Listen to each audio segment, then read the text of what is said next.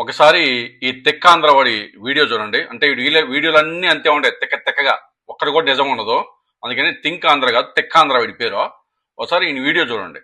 మంగళగిరి మండలం నిడమర్రులో ఉన్న ఈ పాఠశాల ఫోటోలు చూస్తుంటే ఇదేదో విదేశాల్లోని పెద్ద ప్రైవేట్ స్కూల్ కదా అని మనందరికీ అనిపిస్తుంది. కానీ ఇది మన సొంత నిడమర్రులో 5 ఎకరాల్లో ఉన్న ప్రభుత్వ జిల్లా పరిషత్ హై స్కూల్. ఈ స్కూల్ ను చూస్తుంటే కళ్ళు చెదిరిపోవాల్సిందే. అయితే కొద్ది రోజుల క్రితం ఈ స్కూల్ గురించి సోషల్ మీడియాలో ఒక తప్పుడు ప్రచారం జరిగింది. వైసీపీ వారు ఈ పాఠశాలను జగన్ కట్టించారని భారీగా ప్రచారం చేశారు. కానీ వాస్తవానికి ఈ స్కూల్ నిర్మాణానికి జగన్ కు ఎలాంటి సంబంధం లేదు. మన ప్రభుత్వ బడులను కూడా కార్పొరేట్ స్కూళ్ల కంటే గొప్పగా తీర్చిదిద్దాలనే పట్టుదలతో మంత్రి నారా లోకేష్ స్వయంగా చొరవ తీసుకున్నారు. ఎంత అబద్ధం తెలుసా అండి ఇది. జగన్ గారి కష్టం అసలు ఏమీ లేదంట, అంతా లోకేష్ గారి కష్టం అంట. ఖర్చు కూడా ఈపోయా తుడుచుకుంటాడు కాస్త తెక్కాంధ్ర. ఈ హెడ్డింగ్ చూడండి, కష్టం లోకేష్ది, ప్రచారం జగన్ది. చాలా బాగా కష్టపడిపోయినాడబ్బా. సరే ఇది చూడండి, జెడ్పిహెచ్ఎస్ నిడమరు స్కూల్ కి సిబిఎస్ఈ అఫిలియేషన్ తెచ్చింది జగన్ గారు 2023లో.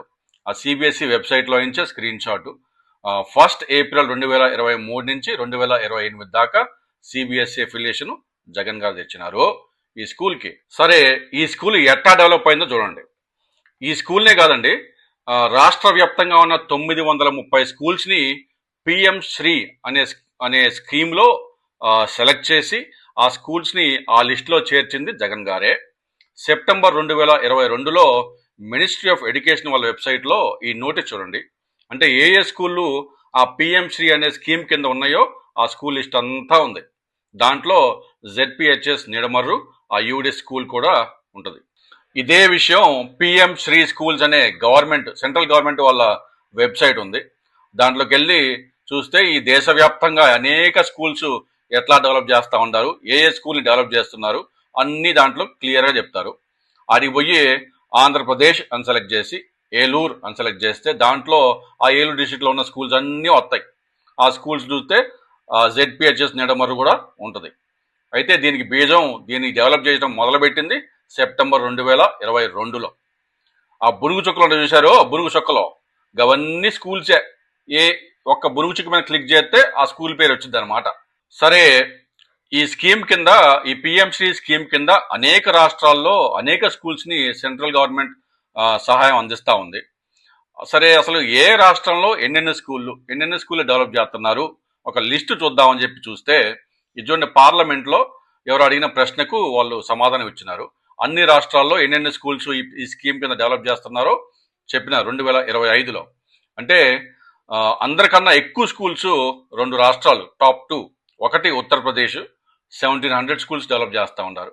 రెండోది ఆంధ్రప్రదేశ్ 935 స్కూల్స్ 2వ స్థానం. అంటే మన రాష్ట్రం కంటే అనేక రాష్ట్రాల్లో స్కూల్స్ ఉన్నాయి కదా. మన రాష్ట్రాల్లో మనకన్నా పెద్ద రాష్ట్రము, మరి మనకన్నా ఎక్కువ స్కూళ్ళు వాళ్ళు కూడా డెవలప్ చేసుకోవచ్చు కదా సెంట్రల్ స్కీమ్ అయితే. విషయం ఏంటంటే సెంట్రల్ గవర్నమెంట్ వాళ్ళు ఇచ్చే ఫండ్స్ 60%, దానికి తోడు స్టేట్ గవర్నమెంట్ వాళ్ళు 40% ఖర్చు పెట్టాలి. ఏ స్టేట్ అయితే ఎక్కువ ఖర్చు పెడుతుందో వాళ్ళకి అనేక స్కూల్స్ లో డెవలప్ చేయడానికి అవకాశం ఉంది.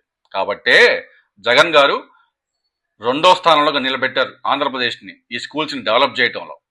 సరే ఎడ్యుకేషన్ గురించి మాట్లాడుతున్నాం కాబట్టి ఇంకొంచెం డీప్ గా అసలు బాబు గారి హాయంలో మరియు జగన్ గారి హాయంలో మళ్ళీ ఇప్పుడు కూటమి గవర్నమెంట్ లో ఎవరు ఎంత గవర్నమెంట్ స్కూల్స్ ఖర్చు పెట్టారో చూద్దామని చెప్పి ఆ మినిస్ట్రీ ఆఫ్ ఎడ్యుకేషన్ లో ప్రతి సంవత్సరం బడ్జెట్ మినిట్స్ ఆఫ్ మీటింగ్స్ ఉంటాయండి. సరే ఏ సంవత్సరం ఎంత ఖర్చు పెట్టారో గవర్నమెంట్ స్కూల్స్ మీద, అంటే టీచర్ ట్రైనింగ్ కావచ్చు, ప్రైమరీ ఎడ్యుకేషన్ కావచ్చు, సెకండరీ ఎడ్యుకేషన్ కావచ్చు, ఈ మూడింటి మీద ఎంత ఖర్చు పెట్టారో ప్రతి సంవత్సరం మినిస్టర్ ఆఫ్ ఎడ్యుకేషన్ కి మినిట్స్ ఆఫ్ మీటింగ్స్ లో చెప్పాలా బడ్జెట్ యాక్చువల్స్. సరే దాంట్లో మనం 2015-16 నుంచి 2025-26 దాకా ఆ డేటా ఉంది. దాంట్లో చూస్తే అంటే బాబు గారి హాయంలో 2014 నుంచి 2019 వరకు బాబు గారి హాయంలో గవర్నమెంట్ స్కూల్స్ కి ఖర్చు పెట్టింది మొత్తం 2256 కోట్లు. సరే జగన్ గారు వచ్చిన తర్వాత 2019-20 ఫైనాన్షియల్ ఇయర్ నుంచి 2024-25 అంటే 2024 బడ్జెట్ ప్రవేశపెట్టింది ఏప్రిల్లో ముఖ్యమంత్రి జగన్ గారే కదా. సో 2019-20 నుంచి 2024-25 వరకు జగన్ గారు గవర్నమెంట్ స్కూల్స్కి ఖర్చు పెట్టింది 6,079 కోట్లు. మళ్ళీ కూటమి గవర్నమెంట్ వచ్చిన తర్వాత ఈ ఫస్ట్ టైం 2025-26లో వాళ్ళు బడ్జెట్కి యాక్చువల్స్ ఇచ్చినారు. అంటే వాళ్ళు ఖర్చు పెట్టింది 955 కోట్లు. చూడండి, అంటే ప్రతి సంవత్సరం ఆ టేబుల్లో మీరు చూస్తే ప్రతి సంవత్సరం 2014 నుంచి ఇప్పుడు దాకా ఏ సంవత్సరం ఏ గవర్నమెంట్ ఎంత ఖర్చు పెట్టిందో క్లియర్గా ఆ టేబుల్లో చెప్తారు. గదయ్యా తిక్కాంధ్రా మీ స్కూల్ సంగతే. నువ్వేమో లోకేష్ కష్టపడినా అంటావు, మొన్నేమో ఏదో మంగళగిరి రైల్వే స్టేషన్ నేనే చేశాను అంటారు, ఈ పొద్దేమో ఈ జెడ్పిహెచ్ఎస్ నిడమరు మీరే చేశామంటారు. చాలా కష్టపడిపోతున్నాడప్పా. సరే, మీ లోకేష్ బాబు ఏం డెవలప్ చేస్తున్నాడు చెప్పమంటా అంటే, ఇది చూసావు మంగళగిరిలో, అంటే ఇది లోకేష్ బాబు కాన్స్టిట్యువెన్సీ కదా, అందుకని చెప్పాల్సి వస్తుంది. ఇది ఈ చెరువు 1984లో రజకులకి ఆ కలెక్టరు సాగు చేసుకోమని ఇచ్చిన భూమిని ఈరోజు ఎవరో దాన్ని కబ్జా చేస్తూ ఉన్నారు.